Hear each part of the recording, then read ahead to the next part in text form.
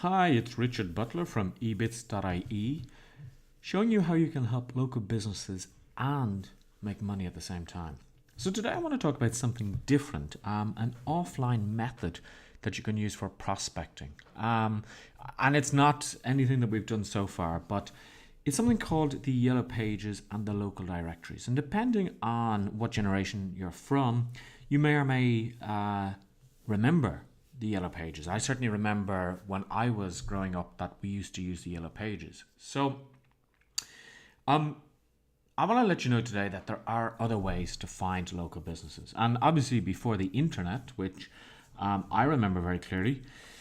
In fact, I remember back in 1997 telling some students I was teaching, there's a new search engine that has been launched recently. It's called Google. It's a really simple interface. We'll see how it goes. And 20 years later, Google have dominated. But I digress. Now,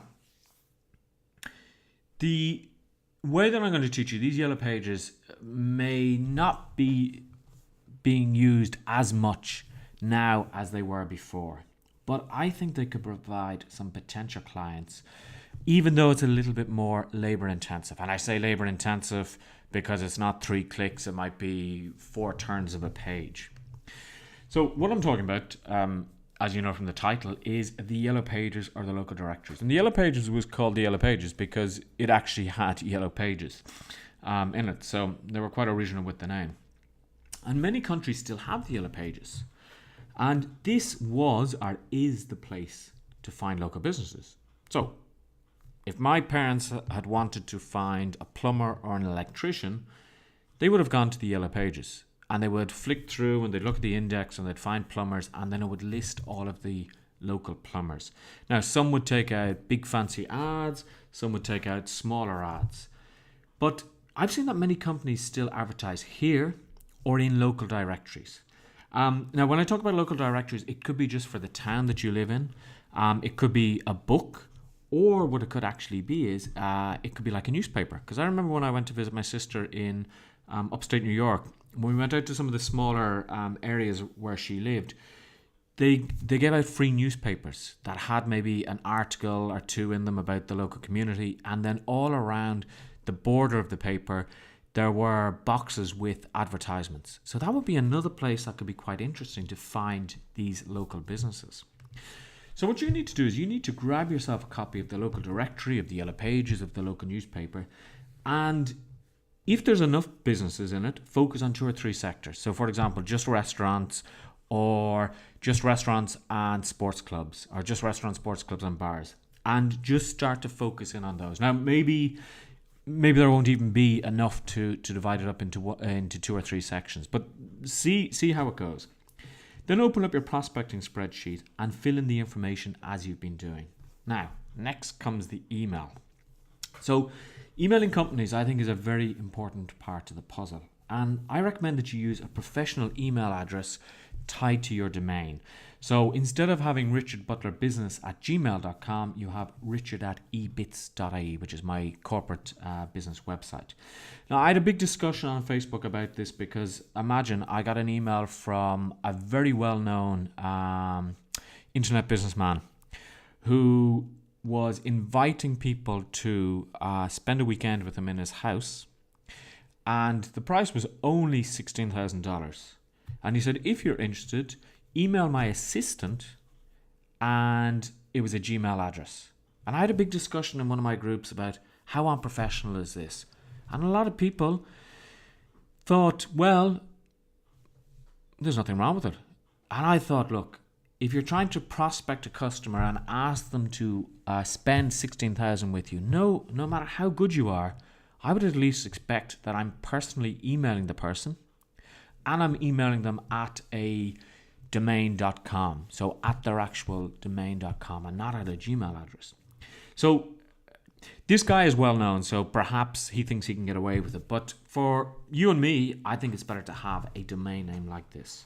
Now, you should put in a catchy subject line, because people will scan their emails, and when they see something that stands out, they will more than likely open up your email. But you can't put something sensational like your website has been hacked, or your order has been processed, or your online banking has been compromised. Because yeah, people will open it, but then they'll get basically pissed off with you because they will say, well, now I can't, now they're trying to sell me something. So I put in a subject line like website inquiry, questions regarding your business, possible business deal. A little bit tricky, but sometimes people put in E and then the full colon website inquiry, because then it sounds like I'm replying to an email that the client sent. A little bit tricky, may work, but never use this clickbait. As I said, your website has been hacked, etc. Now, I would use the following format for an email, something like, "Hi Sean," if you can find one of the person's names. I see your listing in the Dublin local directory, and I noticed that your website is possibly not performing as well as it could. I just wanted to see when would be a good time next week to contact you so that I could give you some free tips on how you can actually improve your website. Okay, so always ask for the meeting and let them know that you're going to give them something for nothing, basically. Okay, insert your contact details. Okay, feel free to reply by email to me or give me a call on XXXXX or visit my website for more information. But you want to make sure that they have an option to call you. Okay, now to me that's it. This can be the start. You need to remember that no matter which way you do this, you're going to get plenty of no's. But every no is closer to a yes. If you get no no's, well then that means that you're not prospecting. If you get 10 no's, it means that you are prospecting, and the wider a net you throw out, the better chances you have of getting a yes. And any salesperson will tell you that you have to expect no's. Now, one good thing about this method is there will be no cold calling businesses unless you want to, because you're doing everything via email. So that's pretty good. And a lot of people find that more comfortable. So as always, if you want more information, the website link is below this video in the description. Or you can just visit Ebits.ie local business marketing. I'll talk to you in the next video.